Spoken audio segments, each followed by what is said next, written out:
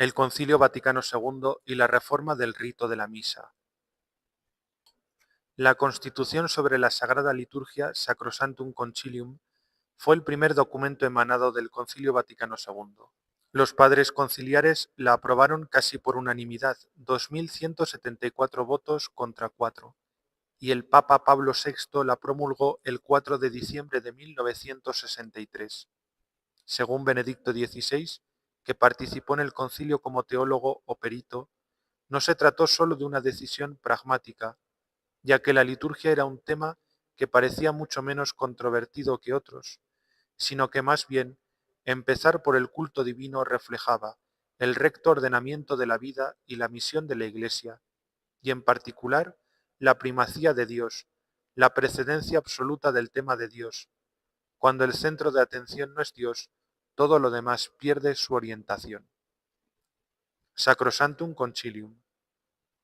La Constitución conciliar es claramente un fruto del movimiento litúrgico que había alcanzado el apogeo de su influencia en las décadas centrales del siglo XX. Basándose en la encíclica Mediator Dei del Papa Pío XII, el primer capítulo de Sacrosanctum Concilium ofrece principios de teología litúrgica, así como normas generales y particulares para la reforma litúrgica.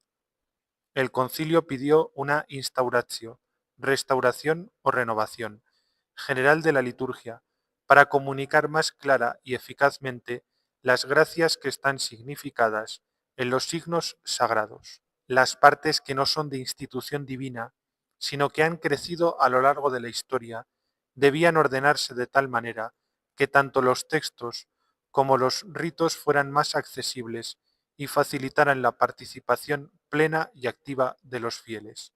Sacrosanctum Concilium 21.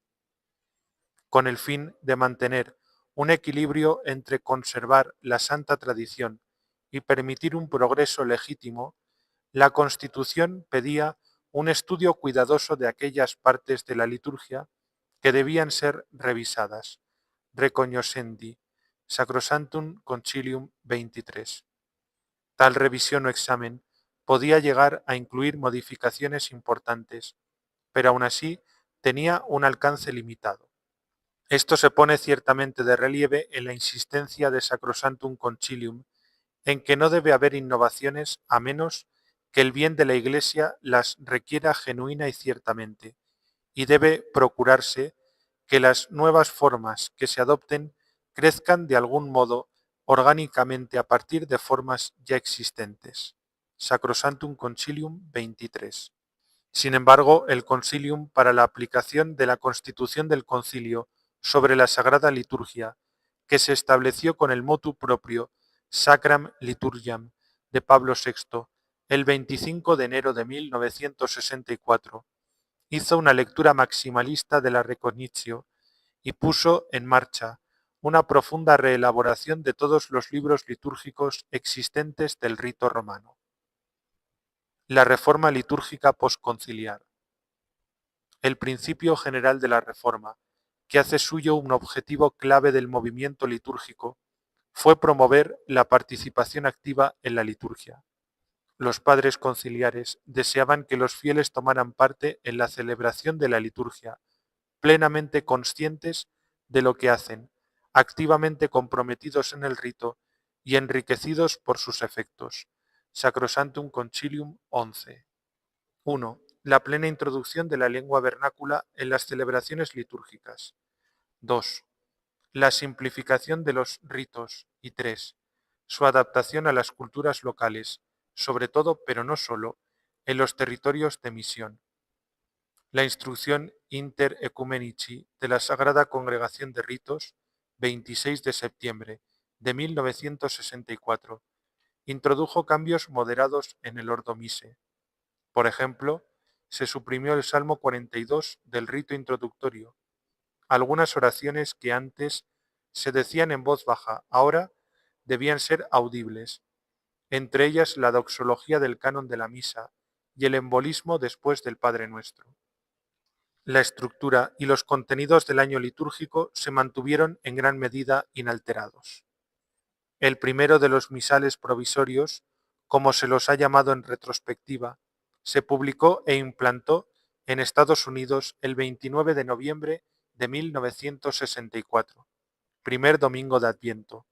En contra de las directrices de Inter Ecumenici, esta edición contenía la mayoría de los textos que podían utilizarse en la lengua vernácula solo en inglés, no en latín. El uso extensivo del inglés y la introducción radical de nuevos altares en los que el sacerdote estaba de cara al pueblo, se vieron como una ruptura significativa en la vida litúrgica de la Iglesia católica. Se introdujeron más cambios en la misa hasta la promulgación del sustancialmente alterado nuevo Ordo Missae y la edición típica del Missale Romanum de 1969-1970. Mientras que el rito romano había utilizado durante muchos siglos una sola plegaria eucarística, canon Missae, el número de plegarias eucarísticas se amplió a 4 en el nuevo ritual de la misa, y luego se han añadido varias más. Se introdujeron cambios significativos en los puntos débiles de la misa que se habían desarrollado en el transcurso del periodo medieval, ritos de introducción, ofertorio y conclusión. La estructura del año litúrgico fue profundamente reformada, incluida la supresión de la precuaresma, tiempo de la Septuagésima y de la octava de Pentecostés. Se trató sin duda de la reforma más amplia y profunda del rito romano, desde su periodo de formación a finales de la Antigüedad. Más allá de la revisión de los libros litúrgicos, las transformaciones sociales y culturales de los años 60 también afectaron a la forma ritual de la misa. El jazz, el folk y el pop se introdujeron en las celebraciones litúrgicas y de ese modo el patrimonio histórico fue sustituido por formas modernas de expresión artística. Pérdida y ganancia. Estos profundos cambios han hecho la misa más accesible a los fieles y les han permitido participar más activa y conscientemente en su celebración. Los nuevos libros litúrgicos ofrecen una mayor flexibilidad para los ritos sacramentales y se han utilizado con gran provecho. El ciclo trienal para los domingos y bienal para los días de la semana del leccionario romano ha enriquecido el uso de la Sagrada Escritura en la misa, tal como lo habían previsto los padres conciliares.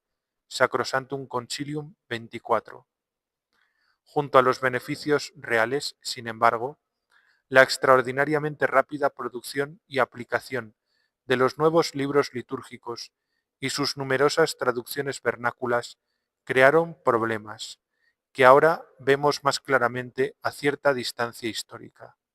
El propio Joseph Ratzinger, que se había formado en el movimiento litúrgico y había manifestado su convicción de que el nuevo misal de Pablo VI traía consigo una mejora y un enriquecimiento reales, hablará luego, siendo ya papa, de malentendidos y errores en la aplicación práctica de la reforma, ya que no pocas veces se ha confundido participación activa con actividad externa. El énfasis en la revisión de las formas externas ha contribuido a una noción autónoma del culto que no trasciende la experiencia ordinaria y no es transparente a la presencia sacramental de Cristo. Este delicado funcionamiento del ritual no fue suficientemente reconocido en la reforma litúrgica, incluso donde fue aplicada con las mejores intenciones. El ritual, como sistema de comunicación simbólica, se caracteriza por la costumbre, el rigor y la repetición.